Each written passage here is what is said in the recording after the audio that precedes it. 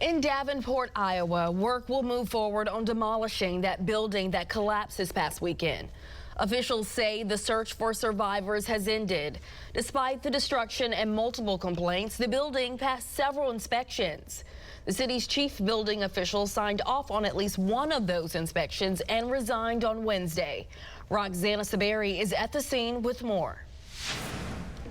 The 6-story building remains cordoned off from the public, with 3 individuals presumed inside. This needs to be done in a way that it respects that this is a resting place. Documents released by the city include notices of violations, engineering reports, and years of complaints from residents of cracks in the walls and ceilings. Repairs on the century-old building's brick exterior began months ago.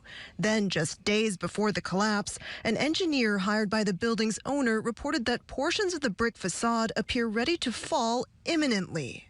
A professional engineer in February stated the building was not in imminent collapse. The same engineer reviewed the repair work that needed to be done in May and did not come to the conclusion that that building had to be evacuated.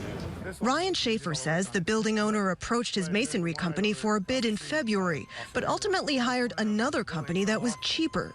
Schaefer took these photos just 2 days before the collapse and even warned the workers there to get out. When did you think that something dangerous might happen? You can just hear noises and we could see debris falling. And there's a guy working, and I said, if you value your life, get away from that building. And then an hour later, I heard that the building fell.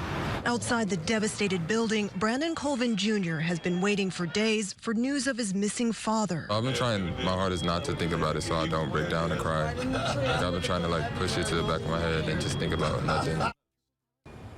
The Red Cross has opened a shelter for people who have been forced from their apartments, and the city says it's offering $6,000 in aid to each family that's been displaced.